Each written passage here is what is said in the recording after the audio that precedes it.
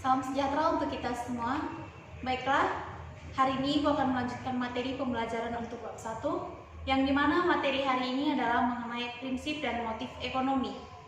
Yang pertama yang perlu kita ketahui yaitu apa itu prinsip ekonomi. Nah, prinsip ekonomi adalah dasar berpikir yang digunakan manusia untuk memaksimumkan suatu tujuan melalui pengorbanan tertentu. Atau bisa juga dikatakan prinsip ekonomi yaitu yang digunakan untuk mencapai tujuan tertentu.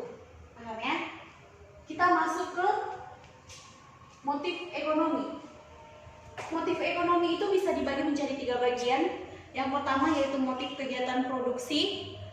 Bisa kita ketahui produksi itu yaitu untuk menghasilkan atau menciptakan suatu barang atau jasa. Nah, yang kedua itu ada motif kegiatan konsumsi. Dikatakan motif kegiatan konsumsi yaitu berarti untuk mengurangi atau menghabiskan nilai guna dari suatu barang ataupun jasa. Nah, yang ketiga itu ada motif kegiatan distribusi. Dikatakan kegiatan distribusi sama itu dengan kegiatan penyaluran barang ataupun jasa. Nah, kita masuk ke pembagian ilmu ekonomi. Pembagian ilmu ekonomi juga dibagi menjadi 3 bagian. Yang pertama itu ada ekonomi deskriptif, teori ekonomi, dan ekonomi terapan. Nah, ekonomi deskriptif yaitu bekerja dengan mengumpulkan informasi-informasi faktual mengenai masalah ekonomi. Nah, yang kedua, teori ekonomi. Teori ekonomi adalah bagian ilmu ekonomi yang bertugas menerangkan hubungan antara peristiwa-peristiwa ekonomi dan merumuskan hubungan-hubungan tersebut dalam suatu hukum atau teori ekonomi. Nah, dan yang ketiga, ekonomi terapan. Nah, ekonomi terapan adalah cabang ilmu ekonomi yang menggunakan hasil kajian teori ekonomi oleh ekonomi deskriptif. Ini dia tadi. Nah, di sini juga ada penggunaan ilmu ekonomi. Nah, penggunaan ekonomi itu dibuat di sini ada 4. Yang pertama, menggunakan cara berpikir yang tepat untuk mengambil keputusan. Yang kedua, memahami masyarakat dengan lebih berkaitan dengan kegiatan ekonomi. Yang ketiga, memahami persoalan ekonomi global. Nah, dan yang penggunaan yang keempat, menjadi pemilih yang kompeten karena kita memahami persoalan-persoalan ekonomi masyarakat. Nah, setelah kita mempelajari prinsip ekonomi, motif, apa itu kegunaan ilmu ekonomi. Nah, di sini Ibu membuat sebuah